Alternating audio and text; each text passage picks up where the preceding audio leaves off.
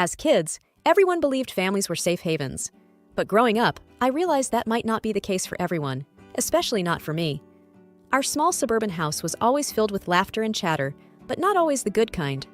Our living room was a cozy space with mismatched cushions, a worn-out rug, and walls covered with photos. Mostly of Clara. Clara with a trophy. Clara on her first day of school. Clara in her dance costume. There were some of me, of course, mostly hidden behind the vase, or partly obscured by another brighter, shinier photo of Clara. One afternoon, as I was rearranging the living room, Mrs. Henderson, our next-door neighbor and my mother's longtime friend, came over. A warm aroma of freshly baked cookies filled the air, her standard visiting treat. "Margaret," she greeted, enveloping my mother in a hug. "How are the girls?"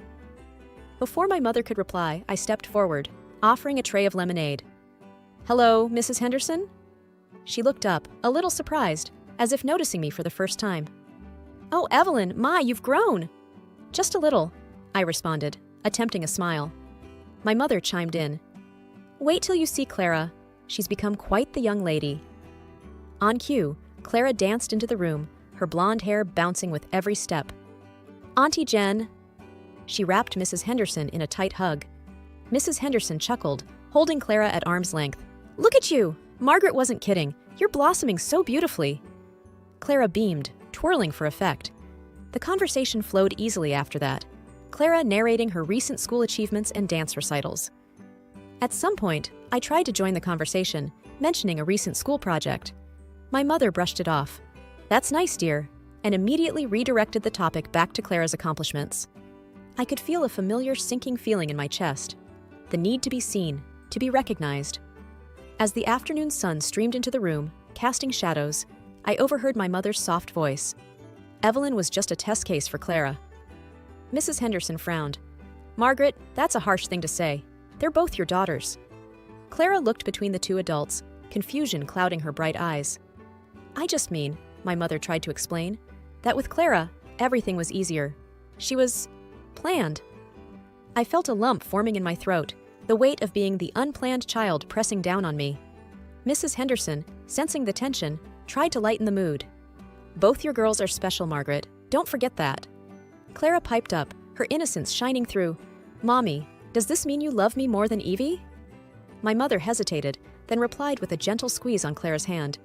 "Both of you are loved, just differently." Hearing those words, I retreated to my room. The sting of their implications burrowed deep, forming scars that would last a lifetime. Juggling between university lectures and 2 part-time jobs was not how most people envisioned their college experience. For me, every morning began at dawn, serving customers at the local cafe, filling them up with their morning dose of caffeine. Afternoons were all about classes and group projects, and by evening, I was surrounded by a sea of books at the local bookstore where I worked the second shift. I'd often come home late, exhausted, only to find Clara lounging in the living room, engrossed in one of her new hobbies, her art supplies strewn everywhere. Our family dynamics had always been clear. Clara was the star, and I was the backdrop. One evening, as we all gathered around the dinner table, a rare occurrence with our conflicting schedules, I mustered the courage to discuss a decision I had been contemplating for weeks. "Mom, Dad, I've been thinking about renting a place closer to the university," I began hesitantly, eyes darting between my parents and Clara. My statement was met with stunned silence. Then Dad's chuckle broke the quiet. "Renting? On a barista's and a bookstore clerk's wage?" Clara snickered. "Planning on living in a cardboard box, are we?" Ignoring her jibe, I turned to Mom, hoping for some support. "I've saved up, and with careful budgeting, I think I can manage." Mom put down her fork, her expression skeptical. "Evie, you're barely managing to pay us for staying here. Do you think landlords will be as forgiving as we are?" "It's not about what's easy," I responded, my voice quivering slightly. "It's about learning to stand on my own feet." Clara leaned in, smirking. "Big words for someone who's been leaning on us all her life." Fed up, I retorted, "Maybe it's time you learned a thing or two about hard work and responsibility, Clara." She rolled her eyes, clearly uninterested in my lecture, while Mom interjected, "Girls, enough. Evie, we just don't want to see you struggle unnecessarily." "I appreciate that, Mom," I replied softly, "but sometimes struggle is necessary for growth." The days that followed were filled with whispered conversations behind closed doors and Clara's occasional jabs. Yet, my resolve remained unwavering. A week later, with bags packed, I moved into a modest, slightly worn-out studio apartment near my university. The independence was both daunting and exhilarating. While the family home, with its comfort and familiarity, was just a few blocks away, the emotional distance felt like miles. It was clear that my decision had not only changed my living situation, but also redefined my relationship with my family. The distant city lights shimmered through the curtains of my apartment, their soft glow contrasting the dark room. Engrossed in a particularly demanding case file, I was carefully making notes when my phone's unexpected ringing snapped me out of my concentration. I saw Clara's name on the screen and felt a pang of unease. Our last interaction had been months ago, and it hadn't been pleasant. Taking a deep breath, I swiped to answer. "Clara?" There was a pause, so unusual for my normally outspoken sister. Then, with an icy detachment, she said, "Dad's gone." For a moment, the words didn't register. "What do you mean, gone?" I stammered. She exhaled loudly. "Heart attack. It was unexpected. The doctors did everything, but..." I could feel a weight pressing on my chest. "I can't believe it. How's Mom?" Clara's tone, cold and almost businesslike, gave away no emotion. Distraught, as you can imagine. She's not speaking, not eating, just sitting there in the living room, staring at his favorite chair. I tried to visualize the scene, our childhood home filled with sorrow. The house which had seen so many memories, so many highs and lows, and now this. "And what about you?" I asked, trying to gauge her emotions. "How are you handling it?" There was a brief moment of vulnerability in her voice. "I'm coping, but this isn't about me." Before I could ask her what she meant, Clara launched into her main agenda. "Listen, I've got commitments, a busy work schedule, and my social life. I can't be there all the time. You need to come home and take care of things. And more importantly, Mom." The audacity of her demand infuriated me. "She's our mother, Clara, not a responsibility to be tossed around because you're too busy with your commitments." Clara hissed back. "You've always loved playing the responsible older sister, haven't you? Here's your chance. I've been there for them while you were busy building your career. Now, it's your turn." Every fiber of my being wanted to lash out at her selfishness, but I paused. Now was not the time for sibling rivalry. "All right," I replied, trying to keep my voice steady. "I'll come home, but not because you ordered me to. Mom needs support, and I'll be there for her." She responded with a sarcastic cheerfulness. "Perfect. Glad you're seeing sense. Come quickly, won't you?" The line went dead, and I sat there, reeling. The loss of my father and the task ahead weighed heavily on me, but I was determined to step up. For Mom's sake, coming back home was like stepping into a different world. The once warm and lively house now felt cold and empty. Though I'd prepared myself mentally, nothing could have truly readied me for the stark change. Mom, usually the backbone of our family, looked frail and diminished. Her once sparkling eyes were now dull with grief. She barely acknowledged my arrival, lost in her own world of pain. But Clara, on the other hand, was as vocal as ever. "You finally decided to grace us with your presence," Clara remarked, her voice dripping with sarcasm as I entered the living room. Ignoring her jibe, I approached Mom, gently touching her arm. "Mom, I'm here now. We'll get through this together." She just nodded, her gaze distant. That evening, as I prepared dinner, I could hear Clara and Mom conversing in hushed tones in the adjacent room. Words like selfish, irresponsible, and career reached my ears. While I couldn't make out the entirety of the conversation, the undertones were clear. My absence during the past few years was a prime topic of discussion. At the dinner table, the atmosphere was tense. Every bite, every sip was filled with unspoken grievances. I mustered the courage to break the silence. "Mom, I know I haven't been around as much as I should have, but I'm here now, and I promise to be here for you." Mom, taking a deep breath, replied, "Evelyn, it's not about now. It's about all those years when you chose your work over us. I needed you then, and Clara was the one who was always by my side." Clara, smirking, added, "Some of us chose family over ambition." Stung by the accusations, I retorted, "I worked hard to provide for myself, to ensure I didn't burden you or Dad. And every time I offered help, it was declined. What did you expect me to do?" Clara scoffed, "Oh, please, play the victim somewhere else." The night wore on with heightened emotions and bitter words. The gap between the world I had built and the home I left behind had never felt wider. As I lay in my old bedroom that night, the weight of their expectations and the sting of their accusations weighed heavily on my heart. Returning home was proving to be more challenging than I'd anticipated. I had always been the dutiful daughter, the one who stepped up when others stepped back. From the moment I moved back into my parents' house, I took on the role of caregiver for my ailing mother. It wasn't an easy job, but it was the right thing to do. But no matter how much effort I put into making things comfortable for her, nothing ever seemed right. Every morning, I would make her favorite breakfast and try to engage her in conversation. But the response was always the same, a muttered complaint about the eggs being too runny or the toast too burnt. I would bite my tongue and nod, promising to do better next time. One evening, as I was cleaning the dishes, I overheard my mother speaking with Clara on the phone. "She just can't do anything right. I don't know why she even bothers." My mother's voice dripped with disdain. Clara, instead of defending me or even staying neutral, added fuel to the fire. "I told you, she's always been this way. You should have just let me handle things." It was heart-wrenching.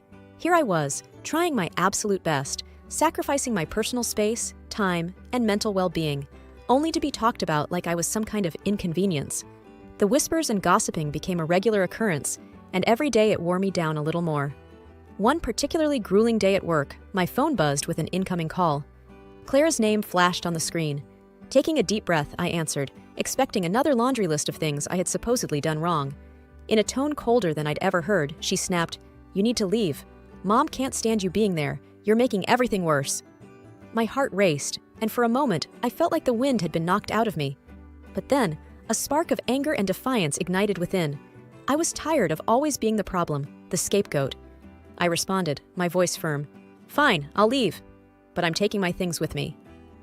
There was a pause, and I could imagine Clara's smug expression shifting to one of surprise. She probably expected me to beg, to apologize, to promise to be better. But those days were over. I was done being the family's invisible, taken-for-granted workhorse. The line went dead, and I took a moment to let it all sink in. It was time to reclaim my life and stop letting others define my worth. The morning sun broke through the blinds, casting warm rays over the living room. It illuminated the flat-screen TV, the couch, and the dining table, all reminders of years of hard work and sacrifice. Today, they became symbols of liberation. I methodically went from room to room. In the kitchen, I unplugged the fridge and microwave, each one a testament to those months I'd skipped outings with friends to save up. There was the coffee machine, my solace on many groggy mornings. The house echoed with memories, some sweet, some bitter, but the bitterness had started to overshadow everything else. My bedroom was next. I remembered buying the bed, picking out the sheets, arranging and rearranging the furniture until everything felt just right. I glanced at the vanity, a gift from my grandmother. It would stay. It wasn't about value, but principle. Just as I was taping up the last box, my phone buzzed to life, breaking the thick silence of the room. I knew who it was even before I checked. Clara's tone had been all sweet talk lately, but the underlying hostility was hard to miss. "You absolute thief!" The venom in her voice was palpable. Calmly, I replied, "Clara, everything I'm taking was bought with my money. I thought you'd be glad to see them go." "You can't just take everything from our family home," she shot back, her voice shrill. I sighed. It's funny how these things suddenly became family items. When I needed some support or a thank you, they were just things. Now that I'm reclaiming them, they're family heirlooms? I could practically see Clara's face turning red with fury. "You're ruining everything, just because of your stupid ego." I laughed, a sound filled with irony and bitterness. "Ego? Clara, if this was about ego, I would have left ages ago. This is about respect, value, and standing up for myself." A scoff came through the line. "Always the martyr, huh? Just return everything and maybe we can talk." Let's be clear. I have receipts for all these items, proof that they're mine. Every dime, every cent went from my pocket. Maybe you should have thought about that before you pushed me away. My voice was steady, but the rage and hurt underpinning it was undeniable. A heavy pause settled between us, thick with unsaid words and emotions. Finally, Clara hissed, "You always have to have the last word, don't you?" "It's not about having the last word," I replied, feeling the weight of years of suppressed feelings pressing down on me. "It's about finally speaking up." With that, I hung up, cutting off any further arguments. The boxes were loaded, the past was behind, and a future, uncertain yet hopeful, awaited. Months had passed since I severed ties with my family, and in that time, I blossomed. My confidence grew stronger each day, and I carved out a life for myself where I was in control and unyielding. My phone remained silent, my family's number blocked, and for the first time in years, I felt true freedom. The next time I saw my family was at my mother's funeral. Dressed in black, I stood apart, an outsider looking in, watching the play of my own family's drama. The air was thick with tension and unsaid words. Everyone seemed to be moving in slow motion, their faces a blur, their words just background noise. The reading of the will was held in the family attorney's chamber. Even though I had no interest in the inheritance, the town's gossip mill ensured I was well informed. Clara was, predictably, the sole beneficiary of everything. But what neither of us had anticipated was the mountain of debt our parents had left behind. The house, with its memories both bitter and sweet, was quickly sold. But even its sale didn't dent the colossal debt that loomed. I watched Clara's face turn from smug satisfaction to pale horror as the attorney listed out every debt, every mortgage, every unpaid bill. I caught snippets of hushed conversations between relatives. Bankruptcy? How did it come to this? Poor Clara, their voices dripping with a mix of pity and schadenfreude. While I felt a pang for the old house, I couldn't deny the grim satisfaction that welled up in me as I saw Clara grappling with this unexpected turn of events. For years, she had reveled in the security and comfort our parents provided, while belittling my every effort to stand on my own. Now, the tables had turned, and life had handed her its own brand of poetic justice. I left the funeral and the reading of the will without a backward glance. The whispers of the town didn't matter, nor did Clara's newfound troubles. I had my life, built brick by brick on my own terms, and nothing was going to shake that foundation. 2 years had swiftly passed since I'd separated from my family. The small apartment I'd initially settled into became too confining as my professional life flourished. Every day, I would catch glimpses of luxurious homes in magazines or on my way to work, and I couldn't help but think about buying my own. With my growing earnings, the idea seemed less of a dream and more of a tangible goal. One evening, after a particularly grueling day at work, I was mindlessly scrolling through my social media when a familiar name popped up on my feed. There was Clara, surrounded by boxes and looking frazzled in front of our old family home. The caption read, "New Beginnings." A couple of mutual friends had commented words of sympathy. It didn't take much digging to figure out she had drowned herself in debt and was forced to put the house up for sale. I was midway through a call with my realtor about a lovely little house in the suburbs when my phone beeped with an incoming call. Clara's name flashed on the screen. Taking a deep breath, I answered. "Hello?" "Long time," Clara's voice came through, laden with fake cheer. "To what do I owe the pleasure?" I asked, wary. "I need your help," she began. A heavy pause. "I need money." I raised an eyebrow. "We haven't spoken in years, and the first thing you ask for is money?" "We're sisters," she exclaimed, frustration evident.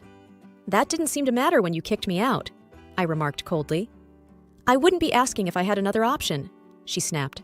"The house needs to be sold, and no one's buying. I'm drowning here." A silence stretched between us. My thoughts raced. "I'm not giving you money," I finally said, voice unwavering. "But I'll offer you a deal." Clara exhaled audibly, waiting. "I'll buy the house, but not at market price, at the minimum you owe. Take it or leave it." Her response was a soft, defeated, "Fine." The following weeks were a blur of paperwork, bank visits, and meetings. The day I received the keys to my childhood home was bittersweet. There was no triumphant return or a celebration, just a silent acknowledgement of all that had transpired. The house, once a symbol of fractured relationships and painful memories, now stood as a testament to my resilience and determination. As I set about making it my own, memories of the past were replaced by plans for the future. There were no more calls or messages from Clara. Our paths had diverged, and perhaps it was for the best. In the ancestral house, now mine, I built my sanctuary. The echoes of laughter and love soon filled its hallways, drowning out the whispers of the past. Forging ahead, my way, on my terms.